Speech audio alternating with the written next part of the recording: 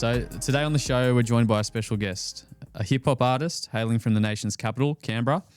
He's released multiple tracks, including his 2017 hit Sunday Sesh, which has amassed over 1 million streams on Spotify. He's performed on stages across Australia alongside some of Australia's best talent and is currently working on his upcoming album, Bebo Luv, set for release later this year. Please welcome the one and only Turquoise Prince.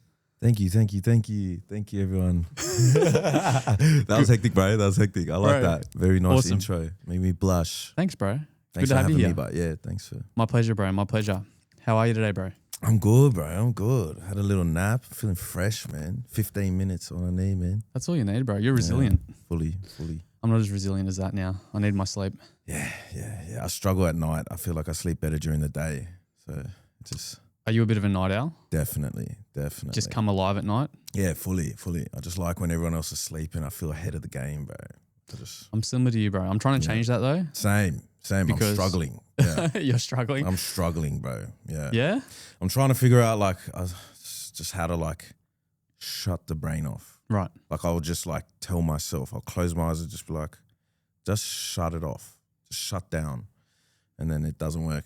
But yeah, it's hard, bro. try other things. I feel like that's an ongoing battle, eh? Yeah, bro. With Chamomile tea, but. Yeah, you reckon it works? Yeah. It's if you pop 3 tea bags in and then scull it. Right. I've only tried one at a time. I might have to do 3. Yeah. It's where I'm going hardcore. wrong. It's hardcore, but it sometimes works for me. I'll take your word for it, bro. I'll get onto it. Yes. I've been really looking forward to speaking to you, man. Not just about music, of course, but also just about your environment and learning how that shaped you as a person. So growing up in the nation's capital, what was that like? Probably different to all you Sydney siders. It's very, very chill. I think the best way to sum it up in comparison is we are a quarter of your population. Nah, probably less. You're what, 5 million? We're 500,000, bro, in Canberra population. So it's everything's pretty nicely spaced out, but it's easy to get from A to B. Traffic's not crazy. It's rare to be anything even remotely like Sydney. It's just chill, man. Right. It's chill and it's a real everyone knows everyone or everyone knows of everyone. So It's a small community down there. Kind of. Yeah. It's small enough to be everyone knows someone that knows someone. Right. That knows them. Yeah. For sure, bro. How was school for you? It was fun, I guess. I say it was fun because I try to make it fun. Yeah. How'd you try and make it fun? Just by doing what I'm not supposed to do, bro. I just had this thing. It's so funny, man. I just had this thing where I was all right, we're in class right now and we're supposed to be learning. So I'm not gonna learn, bro.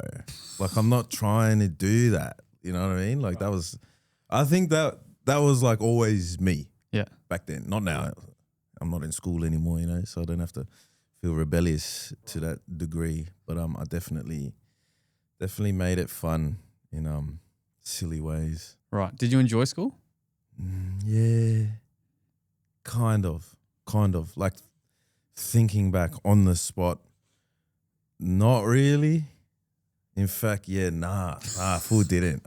Yeah. Bro, I didn't even I'll just go to school to draw or play guitar and sing. Yeah. Or write raps and shit. Just creative shit. Yeah. It didn't make sense to me. School didn't make sense to me. I just couldn't focus. If teachers talking, bro, I just can't listen to it. Yeah. You know what I mean? That's me. I don't condone that, but it never made sense to me. Right. Fully, bro. Yeah. So when you were a teenager, going through school and that sort of stuff, your adolescence, how would you kind of describe yourself? You did say rebellious before. Yeah, rebellious, but definitely lost. Just making it up as I go and just kind of not know where I'm going. Right. Yeah. Just living moment to moment. Yeah. And very chasing adrenaline and just doing what was cool. You know what I mean? Hanging with the cool kids and sort of, just doing anything for attention, really, so that the kids at school would talk about me You know? Like that was like my thing. Yeah. Crazy. Did that get you into trouble? Definitely. Yeah, bro. Yeah, like trouble was like, normal. Right. That sounds so silly of me to say, but like It was. That was Yeah. your reality. yeah. Yeah. It's like not a thing. It's just like I was just used to like call my parents. The teachers call my parents. Suspension, in school suspension. They asked me to leave in year 10. That's when I got sent overseas. So like, You got sent overseas back to Tonga? Yeah, bro. Yeah. Right. Because I know that's like kind of the thing that happens to Tongan kids when they're maybe not doing the right thing and Yeah, their bro. parents have like kind of, I guess, broken that last straw. Yeah. Is that what happened for you? 100%. 100. Like it's full Jonah. Full, like it's the exact thing. Your mic's there. That's like, yeah. Speaking to the mic, bro. Yes. Yeah. Yeah, it was fully that. Right. Okay. What was home life like? In overseas or at Or home? back in Canberra. So obviously yeah. school was a bit of a Yeah. Home life was chill. It was chill. Single mum. Like didn't see my dad heaps and heaps, like, like weekends or like on a Sunday, And then like into my teens. Yeah, I kind of like, I hate saying it. It's not that bad, but like I got kicked out of my mum's, moving with my dad. My dad and my stepmom can't like handle me. And then, sent overseas. But just chill, man. My mum raised 3 kids, single mum. And I don't know how she did it. But yeah, bro. shout outs to single mums out there. Yeah, fully. More power to them. Like Yeah, bro. super hard. Yeah. Much respect. Yeah. Bro, that sounds pretty tough. Yeah, no, like it's just like, I think normal for me was just like maybe not normal for everyone else, you know what I mean? Like Yeah. even, bro, real talk, even like seeing like kids with like 2 parents and stuff, maybe like together, you know what I mean? Well, that makes a lot of sense, bro, because similar to you, I grew up in similar circumstances, but it's like at the time when you're young and you have a family, you got nothing to compare it to. You just compare it to that. Exactly. So you think it's normal. Yeah. How did music tie into all this? Where did that start? Where did you get your first opportunity? Opportunity. Yeah, I may have told this story a couple of times. So I was put onto like rap and like hip hop, R&B and all that by like my cousins, like my Tongan cousins. So shout out Whano. Like 50 Cent and Biggie Smalls and stuff. And I just always was like, that's so hectic. You know what I mean? Like I was so obsessed and I was always like, how do they like do that? You know what I mean? Like how do they rhyme words but tell stories and like sound cool at the same time?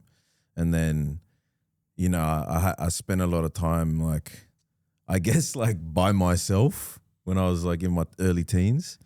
And like, I just would experiment, bro. Like I would just be like, I reckon I can do it. I can like write bars. And then I wrote some fucking shit ass bars.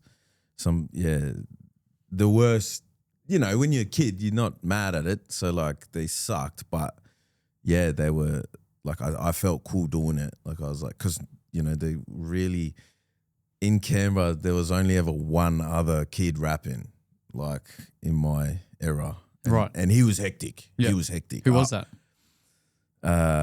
Jimmy Pike. Shout out Jimmy Pike. He's hectic.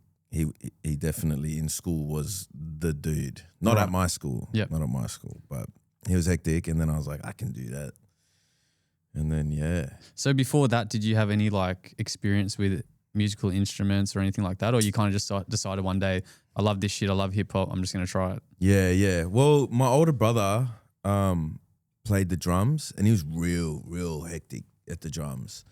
And when I was like, because he's like 8 years older than me, he would play drums downstairs at my mum's crib. And then when he'd leave or like go somewhere or whatever, I'd be in like primary school, bro, like early, like, I don't know, maybe even like kindergarten, bro. And I'd like sneak onto the drums, like that Step Brothers movie. Yeah. But like I'd sneak on and I'd just be like, how did he do that? And then I'd just be like, like that. And then my brother caught me once. He's like, don't ever touch it, because I actually like did break some of them. Like I did, like I think I stood on one or something when I was real young. And like my foot went through the snare or something. But yeah, just one time he was like, "You're doing it wrong. This is how you do it. This is how you hold the sticks." Like that. And then like I kind of picked it up pretty quickly. Like I'm not mad by any means. Mm-hmm. I'm absolutely not a drummer. But like naturally I was like, whoa, this is sick. Like bro, in school I was that kid going, that guy. I was that guy, like just constant. And stop drumming on the table. And I was like, no. Like bro, just like always, like I couldn't stop, man. Like that was just, I don't know what they call that, you know, clinically, but yeah. Yeah. But you've always had an aptitude for it then. Absolutely. Yeah, So for sure. What do you play now? I fool around on guitar. Like I like to just like, I don't know, if I hear mad chords, like even like chord progressions on like piano, I'll be like, how mad would that sound on guitar? And then like I'll like translate it or whatever. And I can't read music, bro. I can't read it. Can't read a lick of it. Nah, nothing. I just like look up, you know, tabs and whatever. Or like watch a cover or watch someone play it and like pause YouTube and be like, oh, okay, that's where he's holding it, ring, like that. Yeah. And yeah, I'll just play around on guitar and I've like written heaps of songs on guitar. Like that's like one of my favorite things is to fully just write a song from scratch on guitar. That's sick. That's the best, bro. And you started out kind of rapping, but you're also like an awesome singer. Like how did that progression go? Man, well, yeah, I was spitting bars in high school, but I was also like singing, and like even in church, like bro, overseas in Tonga, everyone has to sing in church. Okay. And at school. Yep. Like you like have to. You can't sit out. Even when the priest says something, like churches in Tongan over there, everyone has to go, oh man, you know what I mean? Yeah. But people find their own like baritone, whatever the hell them other tones. Yeah, them other tones, you know, like but like everyone just kind of fits into it, and the harmony. It's like harmonies are just natural over there, right? But you have to sing. I've never heard a bad Tongan singer. Yeah, never. Yeah, Did you hear any in church? Nah. It's pretty chill. Because like if you can't sing, you just sing that bass notes. You know what I mean? And like, yeah, but you got it. Yeah, right. They understand it. But yeah, bro. And then fast forward, so this is your adolescence, etc. And when did you decide kind of you wanted to start kind of making music and releasing it, and maybe becoming Turquoise Prince? Yeah, well, bro, I wrote like my first song in like year 9, like rap song.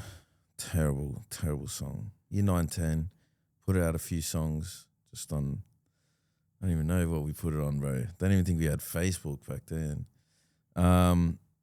But yeah, the progression was like, I just always wrote songs. You know what I mean? Like I just couldn't stop.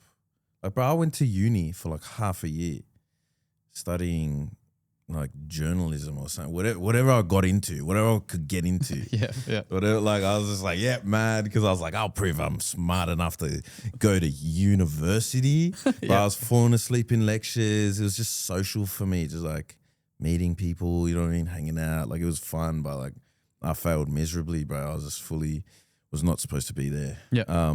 But I found myself like my artistry was evolving. Like I could not stop writing more and more songs, and they were getting better and better. So like I'd be walking around uni like a fraud, but like singing my own songs in my head, like, and I'll walk around like humming them, and I'll be like, man, imagine if everyone here knew this song I'm singing, man, that's in my head that no one's ever heard. It's catchy as, it would work. Like I reckon I'll make it. You know what I mean? Like they got no idea. Like that meme, bro. They don't know, you know. I've got songs in my head that are I think are good, you know, like they're catchy as. But fully, like I just had that thing. Like I was like, I've got so many songs that I've written in my head. I know I'm off by heart. Why the hell am I like being a fraud? Yeah, right. Yeah. Like trying to go to uni. So exactly, when that wasn't you. You were fully was not. You're just creative. It was so ridiculous. Like I shouldn't have even got in really.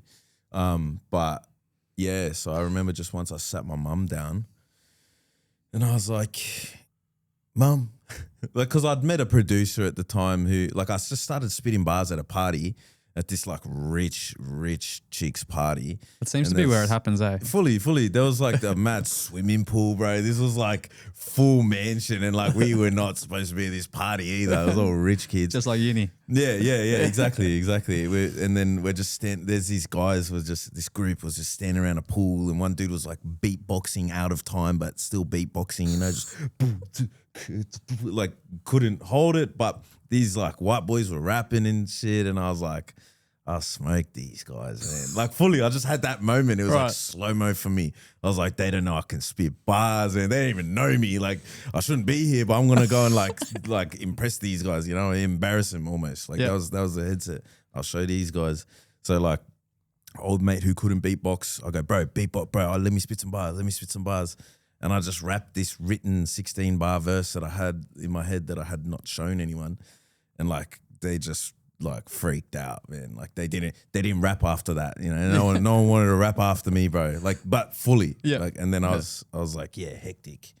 Because the reaction was good, you know. And then one of them was like, hey man, you know, like I make beats in my garage, you know what I mean? Like you should come over to the studio and smoke some weed and we'll make some music. And I was like, yeah, hectic. I've never been in a studio. Go over and it's literally just a laptop in a garage. And yeah, I started making music with this dude. Really? Yeah, we just started recording me. That is wild. Yeah, from that party. Yeah. By this stage, had you come up with a rap name? It was the same name I had from high school, which is LTC. And it's my last name, Lolesio, the Courageous or the Conqueror. Like fully. Depending on the day. Depending on, what color shoes I'm wearing. Nice. So. And when did that transition from LTC to Turquoise? That transition, so yeah, I was making music. I was already making music. I had like management. So this would have been like 2015, 2016. Had management, had like a booking agent. And I was taking like label meetings, you know what I mean? Like driving up to Sydney or get on the bus, go have like major label meetings, eat mad lunch and just listen to these people not in suits, but they may as well have been, you know what I mean? Green cardigans and Yeezys, but they're like in their 60s, you know? Just been like, yeah, man, you're so unique, man, like singing and da-da-da-da-da. I was like, yeah, mad. End up signing a major label deal. Who for? Warner. Right. Yeah. End up signing, and basically when they put my first song out, they said to me, like, because I've skipped the part where I came up with the Turquoise Prince part. That was just this girl that I used to wear turquoise jewelry to like distance myself from any like, I don't know, gangster shit. You know what I mean? Right. Like anything that could ever like toxic masculinity. That's what I was trying to like distance myself from. You know what I mean? Because I was like, this turquoise is pretty far from that, eh? Yeah. I was like, I'll be accepted. But I used to just wear turquoise jewelry, whatever. And then this girl I was seeing at the time was like real hippie, you know, we just used to smoke heaps of weed. And she just told me, she was like, I know why you love turquoise. And I was like, why? And she was like, it's the mineral of confidence. And I was like, ooh. And then I was like, the Prince of Confidence. And then I was like, nah, that's corny as. I was like, the Turquoise Prince, bro. Boom. Straight away. It just hit me. I was like, dong. That's me. You know what I mean? Like I was like the Turquoise Prince. And then I had that. It was like my full name was Turquoise Prince LTC. Because there's two sides of me. LTC was a rapper. Turquoise Prince is the singing alter ego. Right. Yeah. That makes so much sense. Yeah, bro. Whenever you say LTC, get it in you or something. Yeah, that was it. That was my full chant. Right. I've had big crowds scream that, LTC, get it in you. And it's so like barbaric. You know what I mean? It's just loose. It's such a like a, you do shoeies to it, you know, that chant. But like it's definitely It's definitely not me anymore. I do still have that side, but I got a bit loose with that alter ego for sure. You've evolved a bit. Definitely. But the reason, sorry, bro. Yeah. The reason I'm no longer, like, we dropped the LTC was because my A&R was like, you should drop LTC because there's an LTC in France, there's an LTC in Germany, there's a da-da-da-da-da. Turquoise Prince is super strong. Like, there's no one called that. So if you Google Turquoise Prince, like, you know, you would be the first result. Yeah. As opposed to LTC, you're competing with these randoms. It's always good when you're not competing against like a better version of you. Yeah. Yes. You know, I'm pretty lucky. Marty, have you ever seen the better Martin Guilfoyle out there on Google? People tell me I'm Jamie Soward, but it's about it. You actually look like Jamie Soward. Yeah, I get that a lot. Is he a footy player? Yeah. Yeah. You actually look like Jamie Soward hard. Yeah. I remember I was at the Eastwood Hotel a few years ago. Sorry to digress, but we were at Eastwood Hotel a few years ago, and then I was like to my mate, I was with my mate Vitz, and we were down there. Shout out to Vitz, and then I'm like, bro, did you see Jamie Soward? He's at the TAB, and he goes, bro, is that Jamie Soward, the guy that looks like Jamie Soward? I'm like, yeah, bro, and he's like, oh, really? Doppelganger. Yeah, it was funny as. All right, sorry to digress. No. Along the way, you've been like very public about your mental health and the struggles that you've had. Mm-hmm. So for you, if you think back, when did you first start to kind of notice that something wasn't right with your mental health? That's a mad question. Never been asked that one. Maybe when I was like, well, when I was young, when I was in high school and stuff, I would like, I guess have like hypermanic episodes where I couldn't really sleep. I didn't really need to eat. I'd be working out heaps and just be getting like shredded. But like, yeah, when I'm like 15, you know what I mean? But it was nothing like overbearing, and it was hardly noticeable. I just felt like I had more energy than everyone. Mm-hmm. And then, yeah, when I was like probably around 19 years old, I was working, what was I doing? Like at a fish shop or something. Scaling, filleting fish. And that's a mad skill, by the way. It was fun, man. I can clean a fish like that quick and I'll never forget it, bro. Well, I got your number now, so I'll call you. Yeah, bro, we'll go fishing, bro. We'll eat on, catch and cook, bro. But I just eat it raw, bro.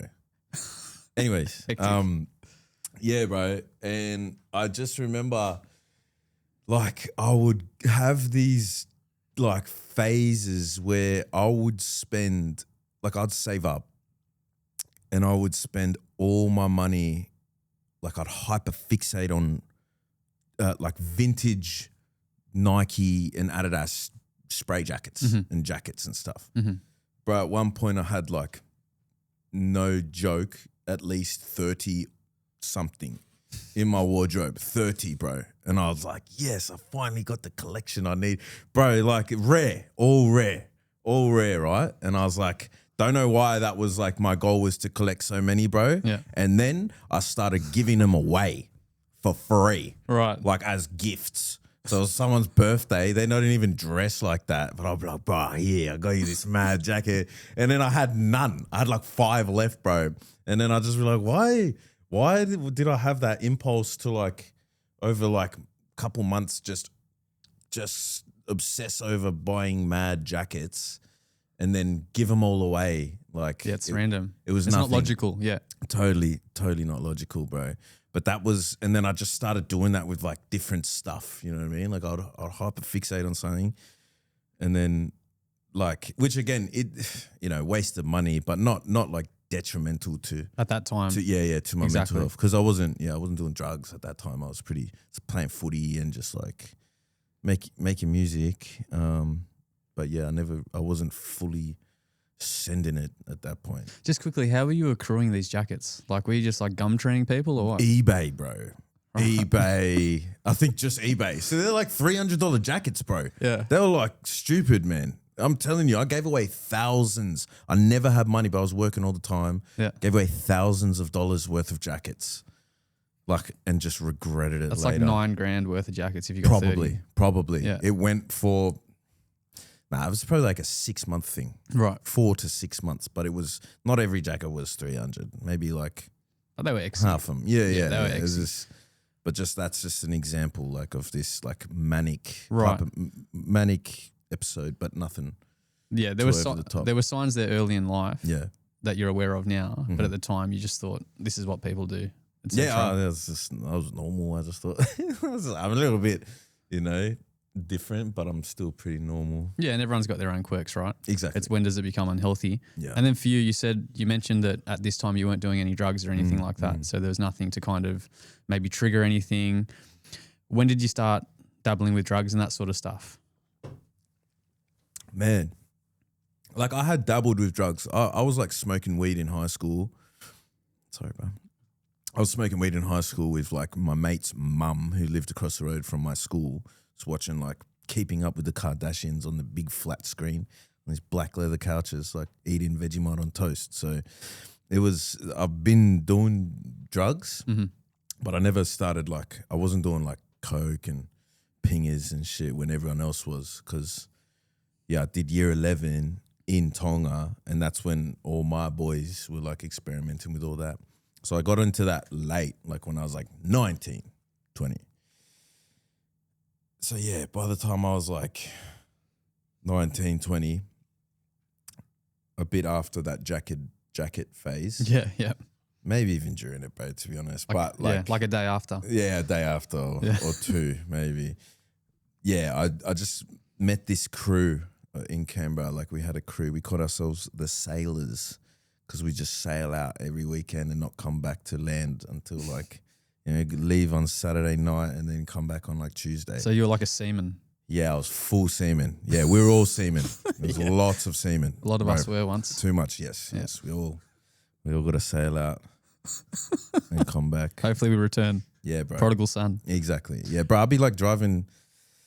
Yeah, I was bad, man. I can't even condone it, bro. I'd be like driving home on the Tuesday after not sleeping for like Saturday, Sunday, Monday, like fully shaking, driving home, like past kids on their way to school, bro. Yeah, bro. And I was like, why am I doing this? So at the time you actually questioned that. Yeah. Right. And then I'd sleep for like 24 hours, and then I'd get ready to do it again the next weekend. Just can't wait. It was mad crew. We had a mad crew, mad times, and just like, I just thought life was about, like the thing about this part of my life was that was when I was really getting into the music like seriously. So I would, while I'm recovering during the week from losing all my brain cells, I would be making music. So I'd like make a beat, rough beat, and I wasn't good at production, like technically, but I would make a good enough beat, and then I'll write my song to it, verse, hook, whatever, record it, and then by the weekend we go pre-drink, get on everything, go out to the city, have a mad night, Civic for anyone in Canberra's, and then we'll go back to this one house and send it, right? Send it, as I said, for days. And like we sending it, and they would all be like, T, show us a new one. Did you do anything? So like, show us what you did this week or whatever. Mm-hmm. And that became like my thing. It was like a pattern. Yeah, a full pattern. So I would be like productive during the week. I'm going to move this. I'll be productive during the week, making music and writing songs. And then I'll go like perform them on benders, like front to back. Like I'd bring like the instrumental with no mic, and I would just perform to all these maggot friends, like fully, and they'd be freaking out, like to the point where half the time I'd be like, they're just mangled right now, so I'm not that good. But then I'd like have similar reactions when everyone was sober and when I was sober. Mm-hmm. And yeah, it's like a Turquoise Prince concert at the Bender. Yeah, bro. In terms of, I guess the damage you were doing to yourself back then, because, we all talk about benders and it's like it's just rinse and repeat for weeks on end. And at the time, you don't really understand exactly like what you're doing to yourself and that sort of stuff until it pays later. Yeah, bro.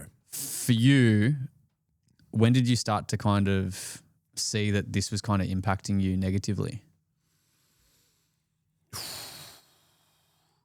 I think just like when I was like so heavy on the bongs, bro, when it was like all day, every day, like even like you keep a little bong in your car and like lunch break, and you just punch it quick too, you know what I mean? And then you go back to work in the kitchen cooking at the pub.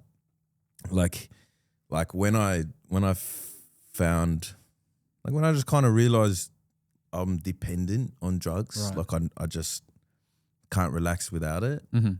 That's when I started like kind of worrying, I guess. But not, it was like I had to fight the worry with denial. Right. So I'd always just be like, I don't care. I'm sweet. I'll never fry it. Mm-hmm. You know what I mean? My brain is tough, but like it's not. Yeah, it's not sustainable, right? It's not. It's fragile. Brains are fragile. So fragile. Yeah. So fragile. So I'm kind of assuming that there's a catalyst somewhere. Like, because you can only for so long, I guess, deny the damage you're doing to yourself, especially when you're worried. Because generally worry when it first props up is like a good indicator that, hey, like, got to pay attention here. Yeah. So did something happen? I think when I was young, I was definitely like learning a lot about relationships and sort of like, you know, what a healthy relationship is, since I had never ever seen an example of a healthy relationship, you know. So you're just kind of figuring it out as you go. And then, you know, coping mechanisms, as I was saying, just like punching cones 24/7. And then you throw the bipolar into the mix. It's like you just shouldn't be smoking weed if you have bipolar, because it can trigger a manic episode, and then it can further trigger psychosis, drug-induced, which is like, I just had no idea about any of this. Of course, yeah. Yeah. You're just living your life. You're doing things that you do. You're living in the moment. Yeah, and it just kept getting quicker and quicker. Like my life was just snowballing. Yeah, but just like more and more, on, and just like 100 things at once. And I could like handle it at the time, but then, as I said, my brain just started like frying out a bit. Right. And when you say frying out, there was like a manic episode. It triggered a manic episode. Yeah. And then from the manic episode, I kept frying it.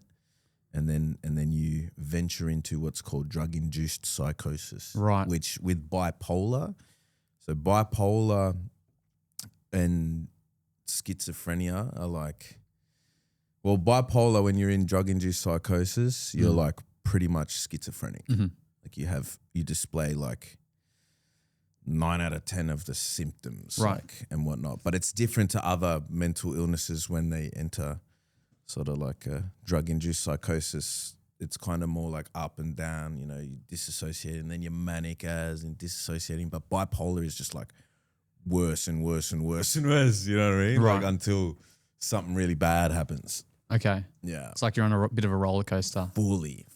But this one just keeps going, the bipolar one, yeah. And you're cycling through like being manic and hallucinating, etc. Fully. Wow, okay.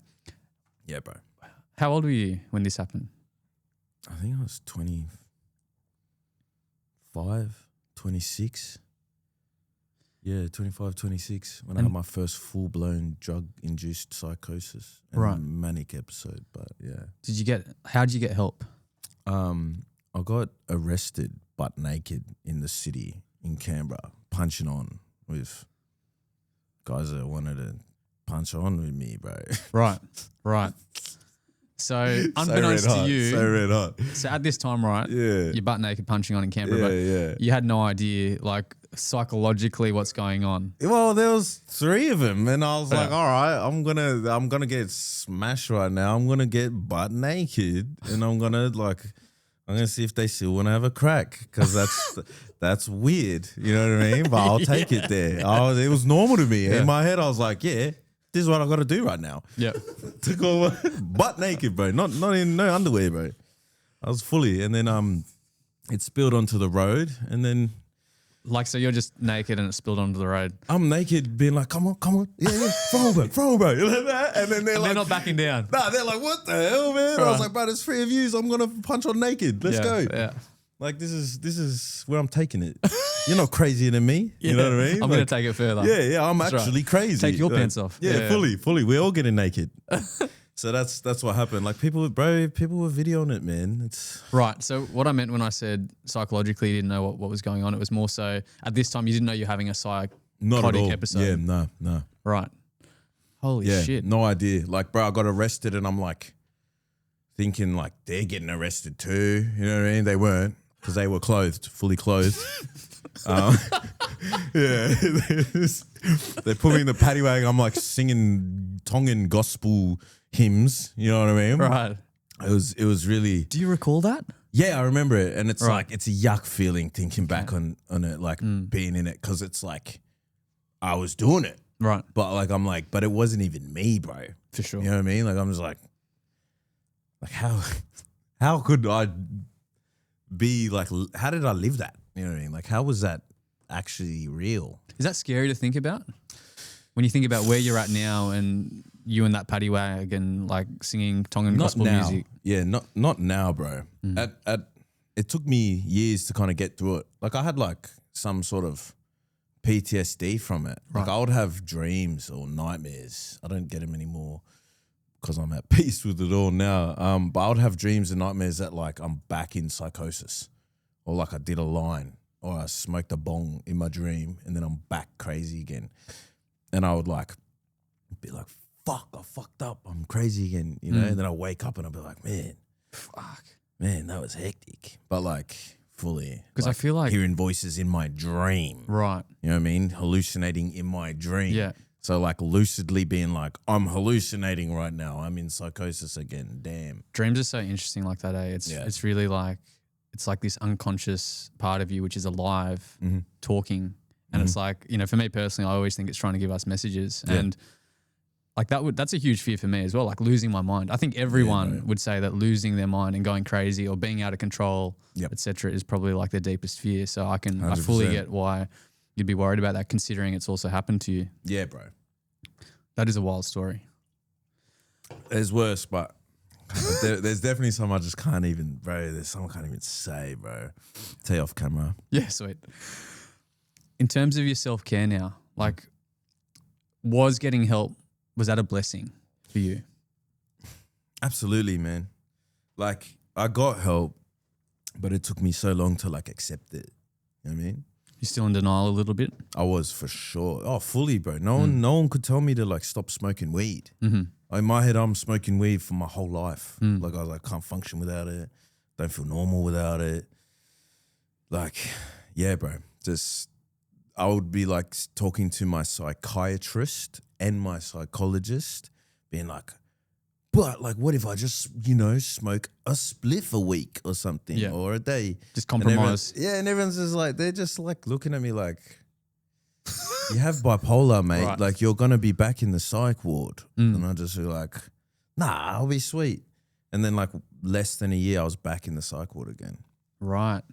Yeah. Because, when I got arrested butt-ass naked, cops took me to the fish bowl. And then I went from there to this detox unit because they thought I was just a crackhead. Right. And so I detoxed there, but didn't help. You know Of what I mean? course Because not. You're in psychosis. Yeah, I'm in you're psychotic. psychosis. Yeah. You need antipsychotics if you're full-blown believing things that aren't real. Yep. You know what I mean? If you believe something that's not real, you need antipsychotics because you're fucking crazy. Like that's it. That's it. Like it's not reality. Yeah. If you're not living in reality, which is like scary to think, bro. It is scary to think, isn't it? And then when you're in it, you don't know you're in it. That's why That's one of the things about psychosis. That's why it's you don't know. Exactly. I went to a psych once and I was like, I'm just so scared of like getting schizophrenia. Like I think I have it. And he's like, first of all, people with schizophrenia don't think they have schizophrenia. Exactly. The awareness is not you just don't have it. So you've gone back to the psych ward, and this is obviously, if we go back a little bit, you're trying to accept that, you're not accepting yet that you can't do any drugs whatsoever. You're fragile. Yeah. Your mind is fragile, and it's just not good for your health. Yeah, bro. And I'm on antipsychotics and mood stabilizers that are making me fat, bro. Like when I say fat, like they kill your metabolism. Like Really? Bro. I was on lithium, and I can't even remember the antipsychotic I was on, but like It was like I couldn't stop eating, but I was so zombified. I was such a zombie, bro. Like the whole time, I just couldn't do shit. Like my cousin would take me to the gym. I'd get there, do one set of bench press, and then I'd just be like, I cannot be here, bro. Right. Then I'd go home and just eat a whole loaf of bread with Nutella on it. So it's like your whole nervous system's like depressed almost. Fully. And then the only dopamine I could get was from sugar, bro. Right. Like, so you just eat heaps of it. Yeah. And bro, I'm telling you, I'd have triple shots of coffee and it wouldn't even move me, bro. It would not wake me up. Yeah. Like I'd still be like that. It was so bad, man. Fuck, that sounds like a tough time, man. Yeah, I was very real talk, trigger warning. Like fuck, I didn't want to live, bro. I was like, I can't even have a conversation. One of my boys would call me and I'd forget what I'm saying mid-sentence. And it would make me feel so angry. I couldn't write music. I couldn't fucking do anything, bro. And it just didn't make sense to me why I had to get Clopixol injections fortnightly in my bum to like make me, I guess, not a danger to society because it's just like a precaution. We'll make this guy a zombie because he's fucking crazy. Right. You know what I mean? Because But we like, want to mitigate that, but it's ruining your life. It was, absolutely. Yeah, that's a wild time. That's a Yeah, wild so time. I'm telling the story like all over the shop. Like it's kind of That's like, right, bro. Yeah, don't forget to tell the stories you told me. which ones?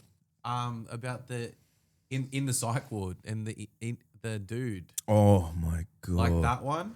The worker? And also the park one where you were walking through the park. Oh, you don't have to tell that one. Which one was that one? I don't know. You told me this story about this old guy, and you thought he was coming to get you. Oh my God. I can't tell that one, but I'll tell this other one. Yeah. So you got a story. You got a story for us. So I was in the psych ward. It's in the psych ward. This is the craziest story that the people that I tell do not believe me, but my mum and my cousin are full witnesses to this whole thing. So I'm in the psych ward. A social worker comes up to me. He's like, brother, what is the one thing you want most in right now? And I was like, to be free. He's like, get me out of here. You know? And he's like, oh, what is the next best thing that you like? And I was like, I want my mum to be okay. And he's like, brother. And then he showed me, he's like, what about this? And he showed me, took his phone out, took the case off of his phone, and there's a bag of weed, chopped up, shit weed, just like, we call it China, you know what I mean? Like Right. PGR or whatever. And it was already chopped. And I was like, oh, like that. This worker had weed on him and he sold drugs in the fucking psych ward / rehab. Wow. This cunt. Yeah, bro. That's ridiculous. Insane. And I go, yeah, bro. I was like, yeah, bro, 100%. How much? It's like $50. I was like, I'll get my boy to bring him 50 tomorrow. He'll sort it out. I was lying. And then because I was still tapped, this is why it's like unbelievable. But I've absolutely got eyewitnesses that Can verify it. yeah, verify it. So, anyways, he has papers, and I rolled a shit spliff, and I go to my room. He's like, meet me in your bathroom. All right, so I go to the bathroom. We smoke this spliff and blow it out the window and shit. Together. Yeah, bro, which is insane because he would have stank like weed. It just doesn't, it's just ridiculous. But like people were still doing drugs in there. People were getting drugs in there, bro. Because like, bro, there's like bikies that go in there to like avoid any other kind of consequence. Yeah. Instead of going like getting incarcerated, going to jail, etc. Yeah. So smoke weed with this guy, mad. And then the next day, like he tells me, he's like, I can get acid tabs. I can get more weed, I was like, bro, bring the acid tabs. I was like, bring the acid. Next day, he's got acid tabs in the back of his phone. I go, give me 2. I'll pay you back. He's like, you still owe me $50? I was like, bro, I'll pay you tomorrow or whatever. Like, you know, finesse, whatever. This dude gives me 2 acid tabs in the fucking psych ward, bro. 2 acid tabs. I take one of them, dong, put on my tongue, and then I put the other acid tab in Bible in my room, bro, like in the front page. So like I was like, no, not looking here in the Bible. Boom. And then I'm tripping balls, making cups of tea because there's a whole box of tea bags, making cups of tea, drinking them, and then going out into like the garden area, and there's like a plant, like a tree that like kind of was shaped like a Christmas tree. Not really, but a bit more round. But like, bro, I started hanging these tea bags like Christmas tree decorations, and I'll do that. I did that all day, like nonstop. I was just drinking tea, going to the toilet. Oh my God. Just like, You're just full pissing. cooked. Yeah, fried. And bro, this by the end of the day, this tree had like 100 tea bags dangling from it, like a Christmas tree. And it looked pretty to me. It was so mad. It was like happy. The tree was like happy in my head to like have such beautiful tea bag decorations, bro. It was crazy, man. Anyways, long story short, he comes up to me like the next day or something, the next night, or maybe even that night. And he's like, brother, come into the kitchen, which you're not allowed into, but like he took me in there. He's like, brother, I need my money. Like, da-da-da-da. Like, you know, he's like staunching me.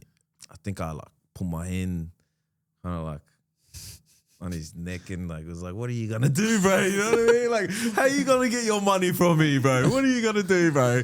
He pressed the button thing they got on him, bro, within like 30 seconds. It felt like 5 seconds, bro. Within 30 seconds of me being like, what are you gonna do? Bro, you're selling drugs in a cycle, da-da-da-da. About 6 of them tackle me, pull my pants down, inject me with the whatever it is that like knocks you out so they can like drag you to the padded cell and wake up in like 24 hours. And they forgot to take the lighter from my pocket that I had used to smoke weed. You're not allowed lighters in there, bro. It's confiscated. I had a lighter, which was a bit of like evidence, you know what I mean? Right. So I wake up like the next day, bro, fully wake up and I'm like, what the fuck happened? Da-da-da-da. Touch my pocket. I'm like, oh, mad. I got a lighter and I'm just like on a mattress. I'm just on a mattress in this padded cell on the floor. Boom. I light the mattress on fire. Oh my gosh. Yeah, bro. It's ridiculous. The whole psych ward, like the alarms go off, everything's smoking. They don't even know where the fire's coming from, bro. But it's my mattress. And I was just like, hey, yeah, you wanna tackle me and inject my bum with something to knock me out? I don't even know what it is. Like fully for a day, I'm asleep 24 hours. And then like this one guard that was mad, he was actually really, really good to me, bro. Like he could see that I wasn't a bad person. He just like could see I was like, you know, struggling, you know what I mean? He came in and he's like, what are you doing, man? And I was just like, man, like he's fucking, that guy, I'm crazy, remember? I'm in the cycle, but I'm going, that guy, that Indian dude's selling me drugs, man. I was tripping on acid, da-da-da-da-da. But I was getting in shit for lighting this fire. Anyways, my mum comes and my cousin comes to visit me and they're notified that I started a fire and everyone's like, how did you get a lighter? And I was like, from the guard. You get me? And they're like, no, surely not, you know? And then, so like, they're like questioning me, my mum and my cousin and the guard. And they're like, why did you do that? Da, da, da, da. And I said, if you don't believe me, go into my room, open the Bible, and you'll find an acid tab that guard sold me. And I'm in high security right now because I'm in the high risk building right now because I nearly smashed him. You know what I mean? Like I nearly hurt him or whatever. Like he was trying to get money from me and I said, good luck. You know what I mean? You work here, bro. Yeah. Like, so they went, the guard, like the worker, my mom and my cousin went, and my cousin's like proper, he's tough, you know? He's a tough boy. He's a tough guy. And so they go and they open the Bible and there is an acid tab on that first page, bro. And the guard or like the social workers, like it became a full thing. Like my mum was broken. 'Cause Right. she's just like, he's here to get better, but they're giving him drugs, Selling dude. drugs, yeah. Fully.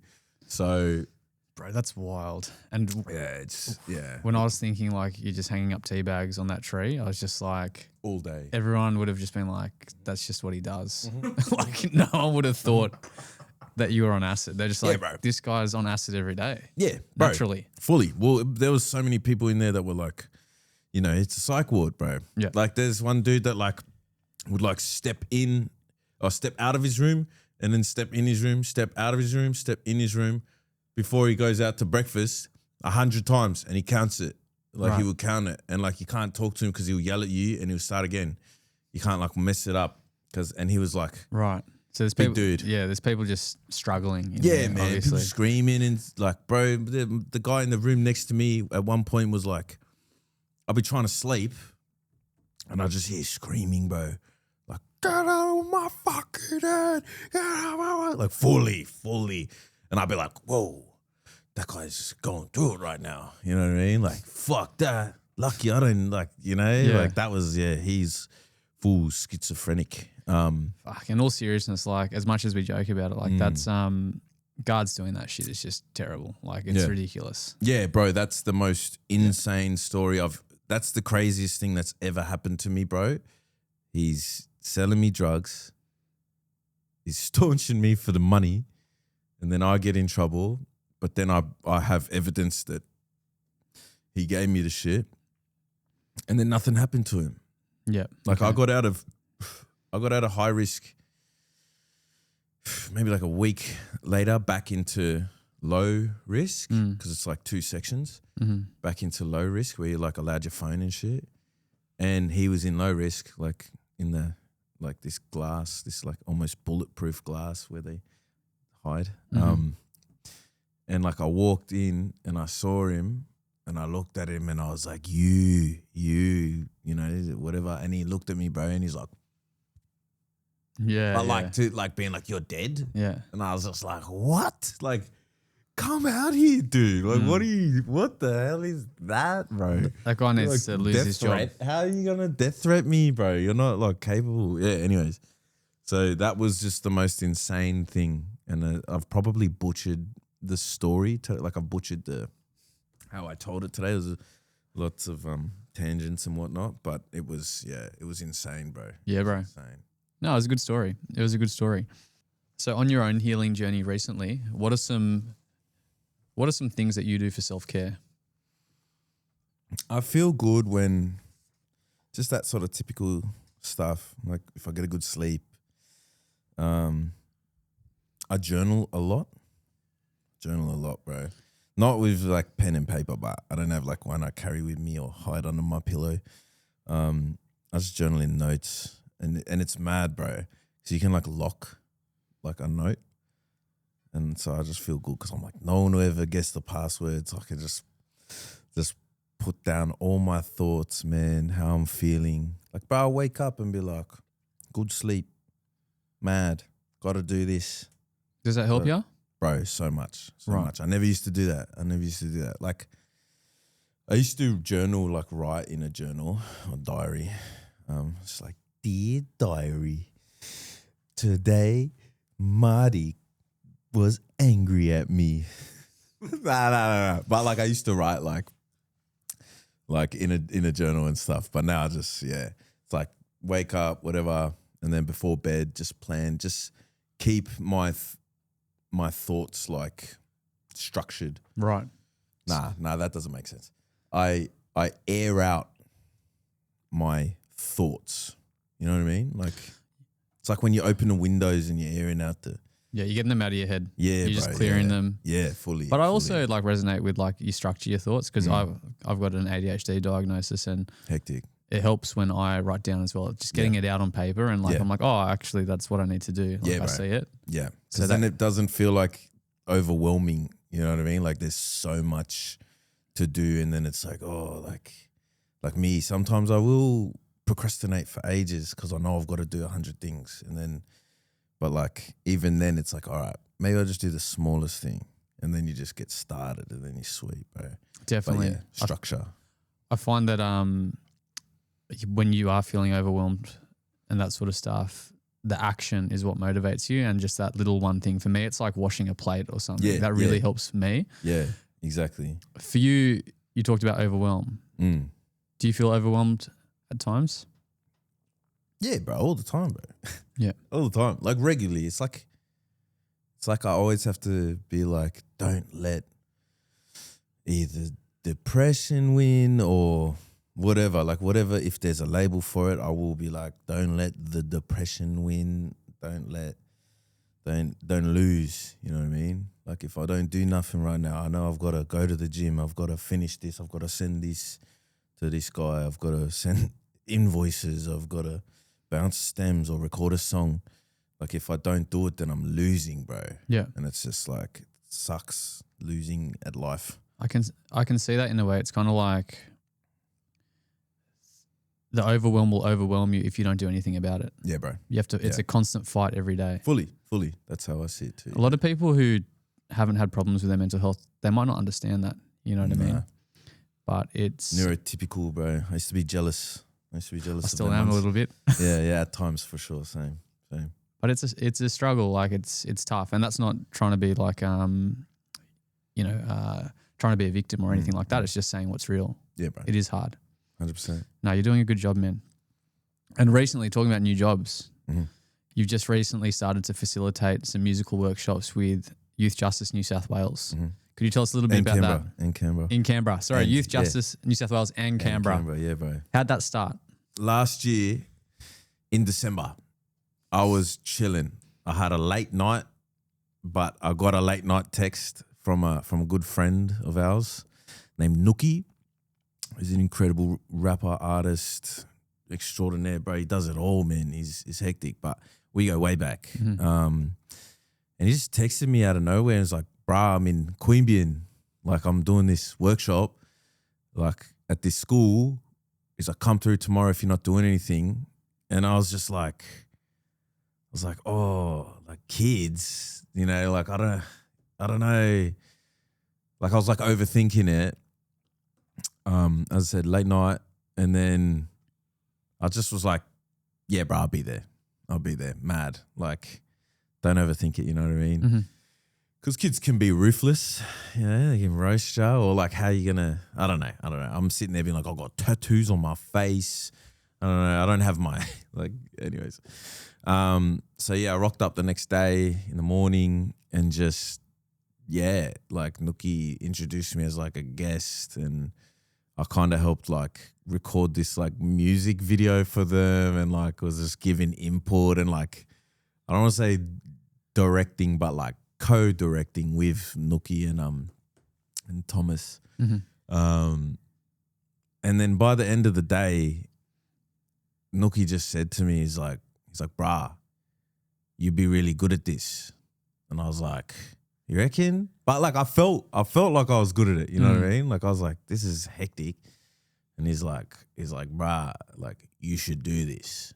And then I was like, I couldn't picture myself running anything. You know what I mean? Like, you're not a teacher, but you're leading a session, like, and there's just heaps of kids.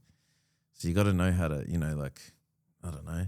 Navigate all that stuff. Hold the attention, communicate, like, whatever. So I just like really thought about it. And as I said, I called my bro who's a youth worker, and then I was just like, bro, I just done this thing, like this like workshop thing. This is hectic. I want to do it. I want to do this. Like schools. It was mainly schools. I wanted to just like, you know, like learn from Nookie. And then, yeah, I applied for my working with children's, got it. Applied for my working with vulnerable people's, got it. And just in my head, I didn't think I'd get them, but I got the tickets. And then, you know, my bro hit up my other bro, and then he was like, listen, you should do juvies because they probably don't have mad programs like of anyone that they can even remotely connect with. Right. So I was like, all right, let's run it. Who do I talk to? And then my bro hit up this guy, you know, whatever programs, coordinators at different joints, and some of them know me. You know what I mean? Like they know my music, which is just such a mad in. Because then I'm like, all right, hectic day. I'm not some square. I'm not some random. Like They respect you. They respect me and they know my music, bro. So they're like, yeah, the boys will learn, you know, from Turquoise. You know? So yeah, basically I got my first opportunity in April to run 3 in one day. Wow. Yeah, bro. To like, you know, big groups. How'd you find that? Those first Deep end, 3 in bro, one day? Deep end. I thought I was doing one for like, you know, 2 hours or something. Turned out to be the whole day. 3 different sessions. Wow. Of different units. And you made it through? Yeah, bro. I was like, I like that. You know what I mean? Like I'm all about being thrown in the deep end. Sink or swim, bro. Yeah, fully. Yeah? So what do you like about that? Challenge, bro. Like prove to myself. Not so much prove to everyone else, but like I do enjoy proving to myself that I can do stuff that's like important or like positive or challenging. You know what I mean? And this is like this environment, bro. The environment's very different. Like I don't think many people have stepped into that environment of you know, young people in jail. Yeah. And that you know, have their own things going on.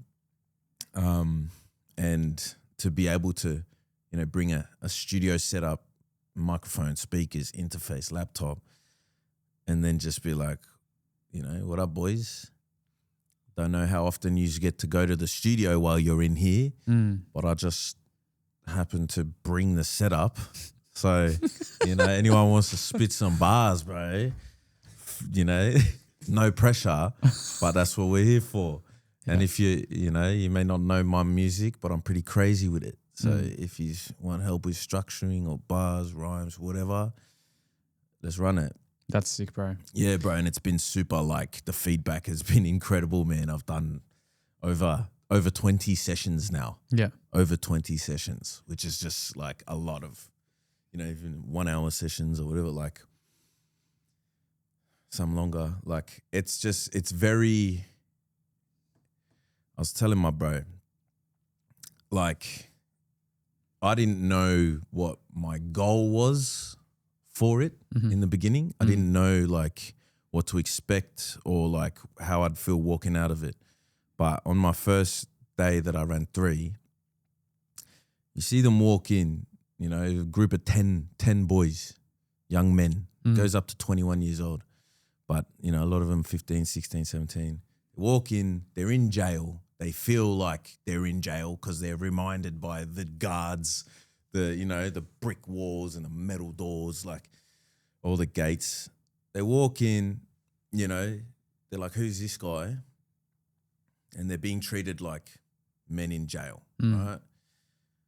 By the end of these sessions, and like it wasn't even on purpose, but by the end of these sessions, you see them, if you're successful in this game, you see them walk out like kids again, like fully, not like little babies, but like you see just a bit of, I don't know, probably sounds silly saying like innocence, but just the inner child. Inner child, bro. Yeah. You see that come out and you're just like, whoa, you know what I mean? Like they're being treated like, you know, adults here, but end of the day, they're still, you know, still young and they're still like, you see that hope and you see like that giddiness where they kind of like feel safer to be vulnerable and creative. Yeah. That there is crazy for me, bro. Because I've said this, like, I'm not going there to like change lives, save lives or like whatever.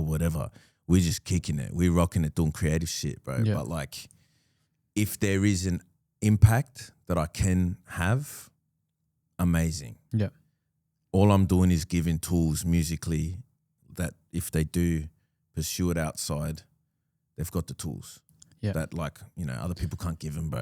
Like, it sounds like real fulfilling work. It's amazing, man. Yeah. Like end of the day, I'm just like, whoa.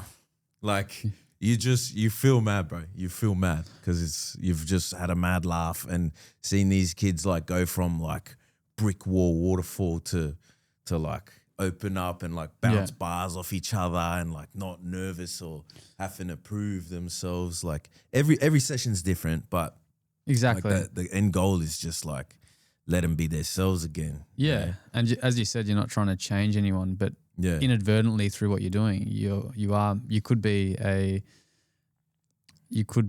symbol of change for those people. You never know, bro. You never know. You never know. But feedback has been incredible, man. Like surprising, bro. They wouldn't ask you to come back if they didn't think you were valuable. Exactly, man. Yeah. So it's so hectic, bro. That's so good, bro. And going back to like you relating to them, I think that's so important because a lot of the times when you look at juveniles or people who have gotten in trouble, and normally it's, yes, they've done these things, but you and I both know just how much of a factor environment can be on the choices that these boys make. And having a positive role model who they can relate to in their life is so important. Yeah. Because they'll have lots of people they can relate to, but a lot of the time there's no positive role models. Yeah, bro. Yeah. So it's great that, you can be maybe a positive role model for them. 100%, bro. 100%. As I said, like if they can get something out of it, I don't want to go in there. Like so many people go in there being like, I'm going to change these guys' lives. Whereas like if you can inspire without trying to inspire, then like there's like. That's it. That's the goal. Just let it happen. Let it happen, bro. Just let it happen. So despite putting your time and energy into, helping others, you're still finding time to be creative yourself, right? Yeah. So I keep seeing on Instagram this healing era hashtag. Yeah. Can you tell us a little bit about that? Sure, bro. So, I guess I have it's like a little movement thing or just it's just a hashtag, bro. Like what is healing era? Because I just, you see on TikTok, Instagram, you just see that word being thrown around so much, bro. Healing era, trending, you know what I mean? And I just think it's like, 99% of the time it's all rubbish. It's like just buzzwords. Yeah, buzzwords, bro. Just like it's excuses. So many people use that as an excuse. Right. To hurt people or to act out or like get out of trouble, you know what I mean? Free card. And me, I was just like, all right, well, through my life experiences, I've learned the hard way that you really do need to heal from things, and majority of this world is hurting, and like we're all human. There's a huge chance everybody's got scars or wounds, in childhood wounds, like all that. So really, bro, like the basis of that hashtag is like shedding light on like the fake performative healing business, you know what I mean? Like you bring it to the forefront. Yeah, but like through humor, you know what I mean? Like that's what I like to do, because there's just so many people that I've just come across that use that as like an excuse to like be gronk. You know what I mean? Like just justify their shit. Justify like abuse, bro. Yeah. Really, like not to get too deep, but there's just I don't know, man. So I haven't actually seen that. I'm really interested to know more about it. Like there are people out there who are abusing other people or doing things which maybe are not necessarily a healthy way to deal with things, but then they're justifying it by going healing era, etc. And that shit's happening on TikTok, Insta, It's all just over huge, socials. man. Yeah. It's just like, how do I put it? So like performative healing, say, for example, everybody goes through shit. Real talk, man, you might lose your job. You might go through a breakup. You might lose a loved one. Yeah. And people often get caught up in things, like, and it's tough talking about, bro. Like, it's tough talking about, but like, these are things you got to heal from. 100%. Because it's like it's a wound, bro. It's an open wound, but it's like emotional and like an emotional wound. Right. And just the reason for that whole hashtag is to like shed light on the fact that like, you know, people might be posting, you know, out with the lads having the mad time, even though like just to make your ex-missus jealous or something, you know what I mean? Or you're posting, you know, suggestive selfies and being like, healed, healing area. Like the amount of people I've met, real talk, bro, the amount of people I've met that like will tell me about their toxic relationship and then be like, but I've healed. I was like, no, you haven't, but I'm not going to tell you to your face because like you have no self-awareness. Yes. You know what I mean? Like you don't think logically, you know? Yeah. So yeah, that's what it is. It's like it's a mad cop out. Yeah, exactly. So like the whole what is healing era thing is just like taking the piss out of people that act like they've moved forward or they've gotten over something or they've progressed from something, but really, you know, you're just trying to, as I said, like make your ex jealous or like show everyone that you're better than them, you know what I mean? Or you're richer than them or they completely got it wrong. Yeah, exactly. Like it's just like performative healing, performative growth, when it's like inner work is just, there's so much more to it. It takes ages, bro. Like 100%. People who are using that hashtag don't actually understand what entails real healing. Exactly. And even just the word, bro, it's just thrown around so much. So that's why I was like, that annoys me. Yeah. That annoys me actually. Same. That's why I've done this. That's why I'm like taking a piss out of it. I'm telling you, I'm dropping hoodies soon. Pink hoodies. What is healing era, bro? Grab one. I'm hooking you up. I'm hooking you up. Don't worry. You got extra sizes. large? Yeah, 100%. Hectic. Yeah, bro. So that's that whole thing, bro. It's just like I'm just, you know me, bro. I take the piss, bro. Yeah, out of everything. That's good, bro. Shout out. Like you got to call shit out sometimes, you know. Yeah, bro. Respectfully, but you got to call it out. Like that's 100%. Healing is no joke for a lot of people who are going through shit. And, exactly. You know, it's obviously people are healing their shit on a matter of like varying degrees, right? Yeah, bro. Yeah. So yeah, it's there's levels to it. There's levels to it, and you can't disrespect a word like that. Or I was just sick of people saying it to me. You know what I mean? Like the amount of times I'm like, man, does every single person just like think they're healed even though they're like fully like not? Like don't be telling me about your ex-boyfriend like holding your puppy for ransom and then be like, but I'm healed. It's like, no, you're not, because you're telling me this shit and you're not doing nothing about it. No shade. Yeah. Get me? Like I get ya. It just made me be like, man, like, wow, I'm hearing this all the time. I'm gonna like put that on a hoodie. Like, what is healing area? Because you don't fucking know. You know what I mean? Like, no one really does. Let's just define it. Healing exactly. area. You should put like a little definition. Define it by asking the question of what the fuck is it? Yeah. You get me? Like, that's how you imagine that. Imagine posing that to someone, like someone who's like just out with the boys, just making their girlfriend jealous, and you're like, bro, what is healing area? They're like, fully.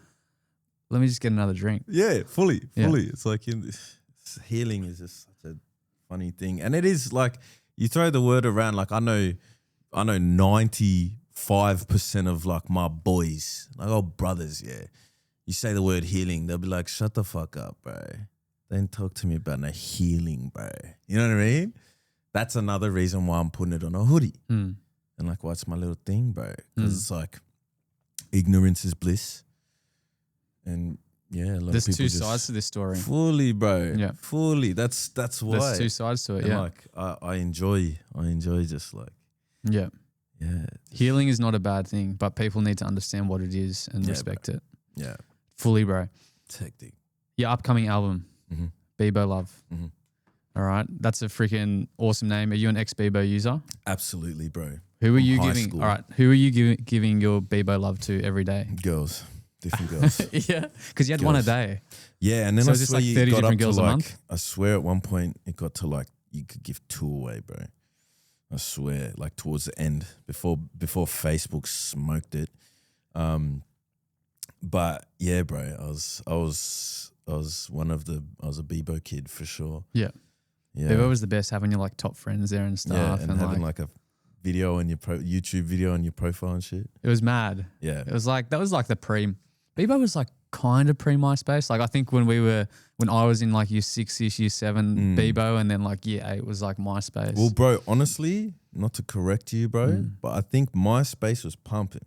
Right. MySpace was like the first, bro. Okay, yeah. And then Bebo came out with, which was like a bit more of a simplified MySpace. Okay, yeah. It's for like weird ethnic kids.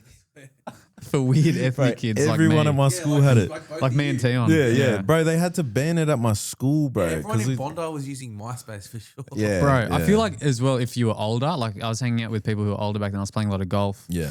And people who were older, You were they playing were golf using in high MySpace. school? Yeah. You're hectic, bro. That's mad. I Thanks, respect that, bro. I suck at that. I was good with tees and balls. Yeah.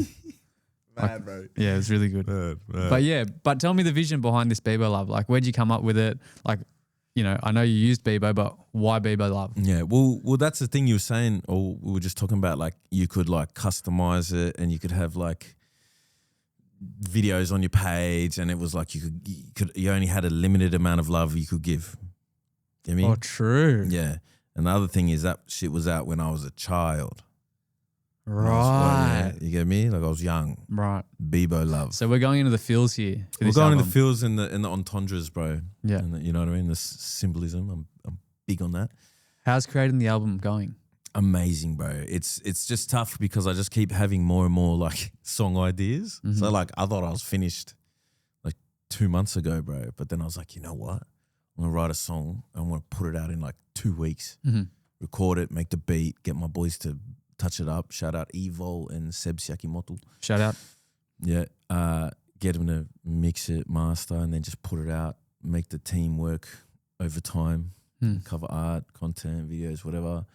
And I've just been in that like hustle mode, bro, just grinding, because I'm just like musically, I'm so like, I feel like I'm poetically like not peaking, bro, but like on a new level. Like I've just never experienced like this level of clarity and yeah. Bro, that's good for you, man. I'm so keen to hear it. I'm enjoying it, bro. Like I love music again, mate. I love Mate. mate. I love it, mate. Like I bloody love it, mate. Like, but I feel, bro. I'm like I've never enjoyed. Like it's been years, bro, since I had that spark, bro. For like, sure. Where I fully love it and I'm proud of what I'm making, and I hear it and I'm just like I have this like song test that I like subconsciously do. So, you know, I swear in it. I say the C word, but I catch myself listening to like a demo or, you know, the final mix or whatever, like while I'm cruising, and I'll be thinking of other shit. I'll be driving, dong, dong, dong. Song will finish, and then like I'll subconsciously just be like, what a song, cunt. Like that, bro. Or like, fuck, that's hectic, bro. Talk to myself and then replay, repeat. Boom. And then if I catch myself doing that, I'm like, yeah, this one's mad. I have a few that I don't say that I haven't caught myself saying it, but it's like an impulse. Right. Like, and that's it's like the honest. thing. Yeah, bro. That's the metric for you. Yeah, it's the metric. It's Yeah. like something, and it sounds so silly because you could really just say that about anything or any song or whatever. But like I'll accidentally say it about my own song. Yeah. And I'm like, nah, that means it's mad. Yeah. No, that's Yeah, cool. For me, not that I'm a mad artist or anything, Yeah. but I'll listen to an album Mhm. and then I'm like, I always listen to the album. I'm like, I don't know if I like the songs. It's always on the second time round where I'm like, oh, that song's freaking good. Bro, I'll tell you a trick. Headphones, big headphones, and then lay on your back on the ground, bro. That's how I do it, bro. Yeah. If there's an album that I've been like waiting for, like a Kid Cudi album or Kendrick album or not a Drake album, I'll put headphones on, lay on the floor, close my eyes, put my phone on D&D, and just front to back it, bro. Yeah. Just fully, bro. I'll try that next time. You got to try it, man. Let me know how you go, bro, because it's like an experience. It's different. Done. I'm keen. I'm doing it for something. Yeah, bro. For something. For mine, bro. This might sound ironic or cliche, but has working on Bebo Luv been healing for yourself? Absolutely, bro. Absolutely. It's definitely like where I'm at right now in life. And it's summarizes like just the story or a story, a very beautiful story. And it's just like, as I said, if you think about like the metaphor behind the name or the entendres and shit, it just really sums it up, bro. Yeah. And it has been absolutely like, you know, putting my mind to creative tasks such as songwriting, production. Mainly my production is like mainly all my beats. I don't think there's any that I haven't even like co-produced, at least any of the beats. So yeah, it's just really gotten me to a good place because I can just pour it out poetically and be proud of it and then gift it to the world. That's awesome, man. Yeah, bro. When you were talking about rediscovering your love for music again, I just saw that vitality like just shine through you. So your soul needs it. Yeah, it's and the best. The world needs it. Yeah, bro. Yeah. The world needs it. Thank you, bro. After that drops later this year, what's next for you, whether it's personally or musically? Do you ever look that far ahead? Oh, yeah, bro. Yeah. I'm always like... Got your head out the window? Yeah, bro. One hand on the wheel? 5 steps ahead, bro. Playing chess in the future, bro. Bro, we should play chess one time. I don't know how to play chess, bro. That's even better. I'm just like, I'm scared to learn because I know I'll hyperfixate and I'll like be playing it on my phone or like any chance I get. I just know I'm bad for it, bro. I'm bad. Yep. But maybe. Chess.com is bad for dopamine. Yeah, so, see, I'm bad. We'll stay off it. We'll stay off it. We're growing. We're healthy. Yeah, bro. But once this album drops, like, bro, I already got the next project after it, bro. That's like completely different to this album. Definitely on a different wave. But yeah, I honestly want to put a little tour on for this album, 4 or 5 shows or something. Yep. So I got to like get in touch with my booking agent and see if I'm dropped. I think my name's still on the website, but I just got to figure all that out, you know. And like it'll probably be fully independent. I'll probably sort it all. That's exciting. Yeah, bro. Where do you think people will be able to go and see you? Like what states? Like which states and that sort of stuff? Yeah, like Canberra, Sydney. I want to do Brisbane, Melbourne, and that's probably it. Like I know people in Perth that still mess with my shit, but I just don't know. It's a bit of a trek. Yeah, it's like another country away. Yeah, fully. Mad beaches, but hectic sharks as well. Yeah, true. I want to meet one. Yeah, shake its fin. A great white one. It's nice to meet you, bro. You got sharp teeth, bro. don't hurt me, man. I'm not a threat, or am I? Just fucking. You could be, bro.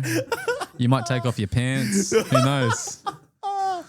Oh, I couldn't do that, man. It'd be too risky. But yeah, bro. No, I've never seen sharks. Scare the shit out of me, man. That's like one thing. Sharks and lions. I think I've actually shat myself in the ocean thinking about getting bitten by a shark. Yeah, bro. I used to be good. I used to go out so deep into so far, like it would like worry like whoever I'm swimming with. I was just fearless, bro. Yeah. And then when I started like smoking heaps of weed, bro, my paranoia, and I still get it. Like I don't like being that deep in the ocean because I'm like, bro, there's so many angles one of these things can chop me, bro. I'll get chomped. Like I'm not in my house. This is their house. Yeah. You know? Like that's, and then I overthink it and then I'll step on something. I'm like, what was that? The paranoia never left for the ocean, bro. It's scary, bro. Yeah. It is scary. You ever done an aquaturd just out of like curiosity? Aquaturd? Yeah. Maybe. Oh yeah, in Tonga it's big, man, because you always get like food what's poisoning. Big, the turd or aquaturding? Aquaturding. Right. Yeah, but there's also, I remember there's like a house across from the beach, abandoned. A lot of houses get abandoned, and this was like a poo house.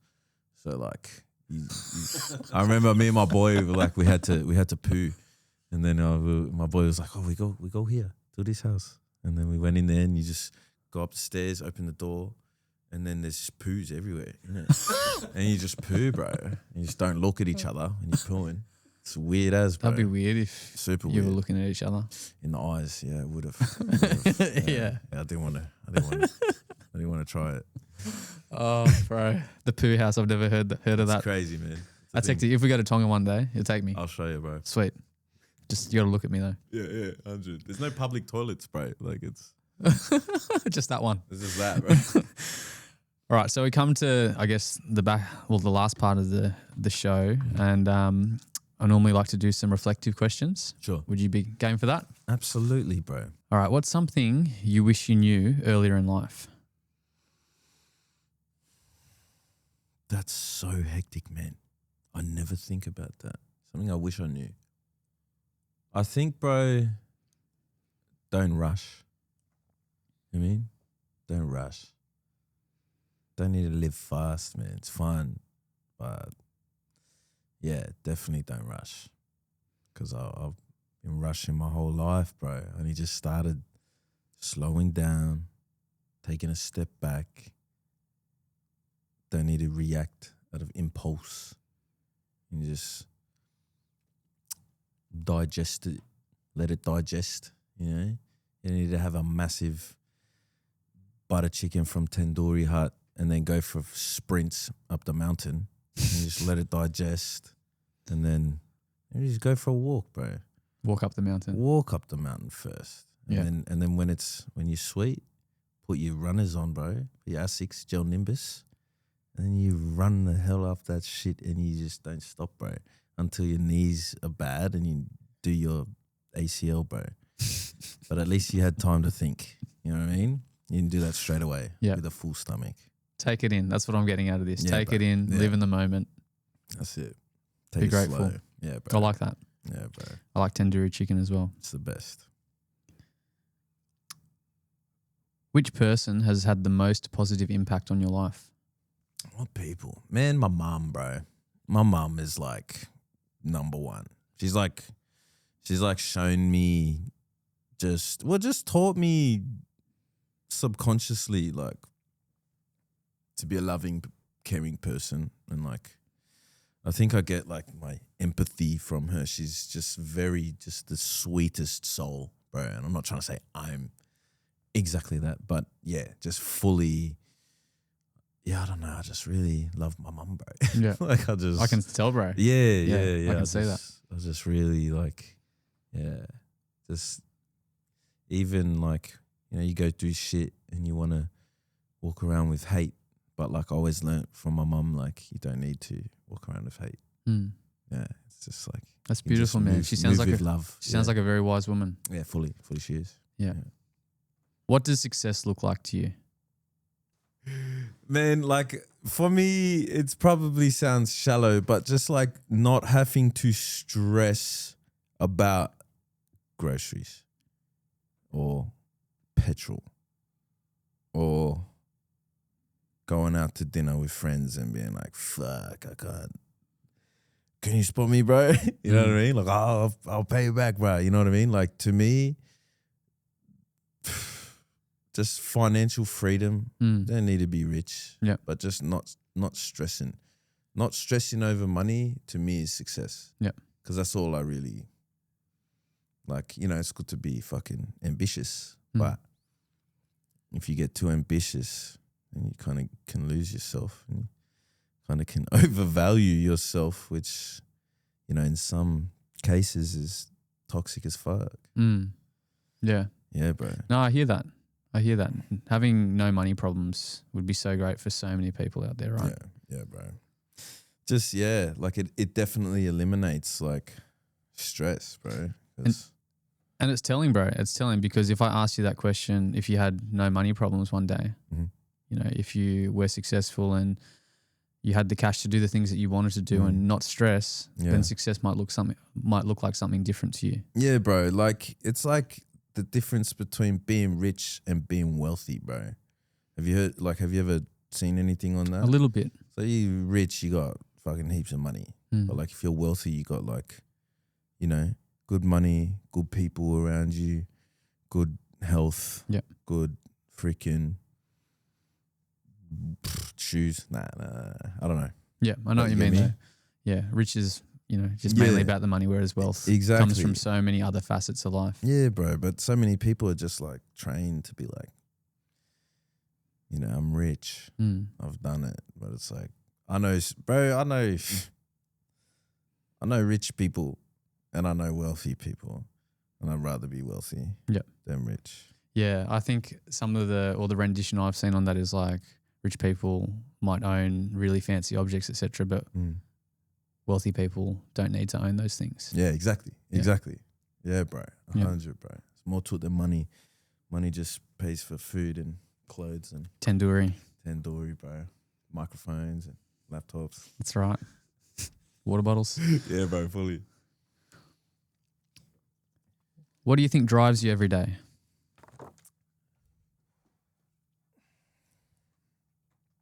That's such a mad question.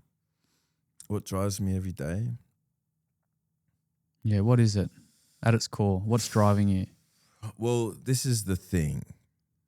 For me personally, like as I said when I was telling my story, like I'm fortunate enough to have at some point fucked my life up.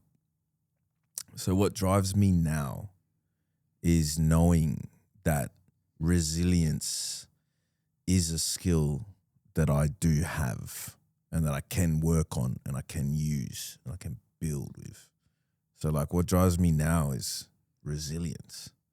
It's like, dude, the mountain is large, but I'm ready for it, bro. Like that's just this, that I don't know why, bro.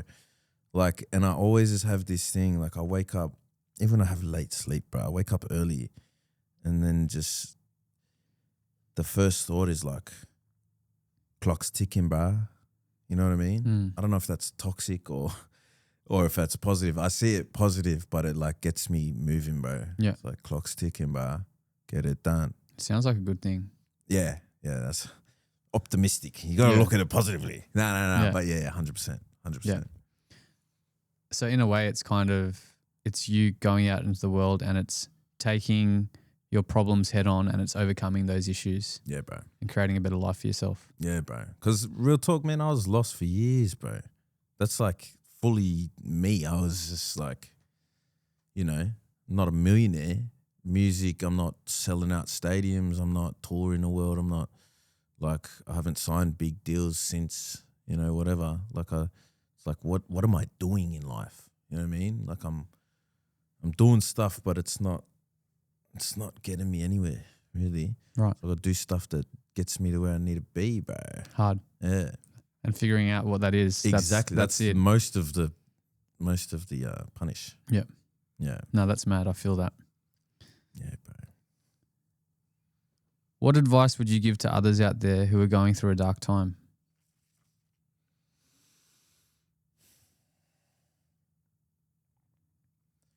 Look around you. Just look around. Take note of who's around you, what's around you, why it's around you. You know what I mean? That's like probably pretty direct. Like not like anyone is really gonna listen to that advice. But yeah, I'm pretty big on like self-awareness, bro. So it's like if you're fucking up, you gotta know you're fucking up and you gotta be able to take accountability, responsibility, and like not be listening to donkeys being like, nah, you're mad. You're the best. You know what I mean? Like this is you know, this is, even though it may just be other people's idea of you that you need to live up to those expectations. You know what I mean? Like dark places, there's usually multiple factors, commonly multiple factors. And yeah, bro. And yeah, you're saying that you yourself, the person in the dark place, there's probably something that you've done along the way which has contributed to what you're doing. It's not all of it, but it's certainly part of it. Potentially, bro. And it's like, what are you doing now? You know what I mean? That's why it's like, look around, bro. You're surrounding yourself with enablers that like think that this is the best version of you or you're doing good. They don't get that you're not doing good. Yeah. Yeah, that's shit. Because I had heaps of that, bro. Like, yeah. Yeah. That's really good advice. Thanks, man. I hope someone can take it because I wouldn't have, but mad. It's all about readiness, isn't it? Exactly. What's something that you're scared of? Sharks. Shark? Both on land and in the ocean, snakes too. Yeah. Yeah, bro. Now, what am I scared of, man?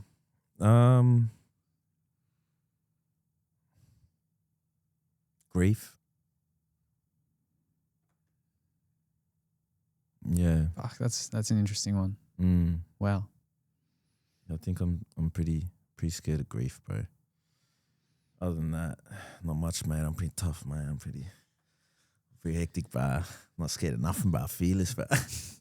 That's what we hear, don't we? Yeah, bro. Yeah. People don't like to say what they're scared of. Exactly. But real talk, it's like, man, I've been bashed 100 times, bro. I don't care about getting a hearty. I'm not scared of that, bro.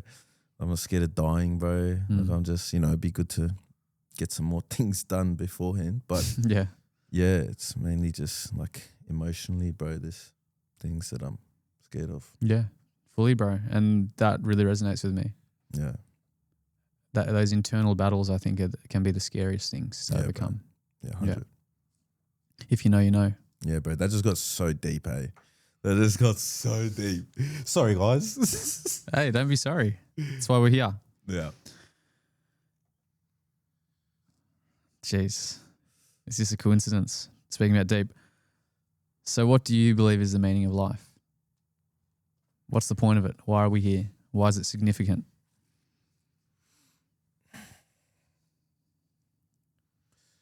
From like a positive, optimistic, hopeful standpoint, I think the meaning is just, if I step on your toe right now, hurt. You know what I mean? But if I just give you a big hug and be like, what up, brah? You know what I mean? Sure. Love. You know what I mean? So real talk, we have this ability. We have the ability to hate and we have the ability to love. Like that's my thing is like, I don't want to hate. I don't like hating, bro. I grew up with so much hate, bro. I grew up hating so much.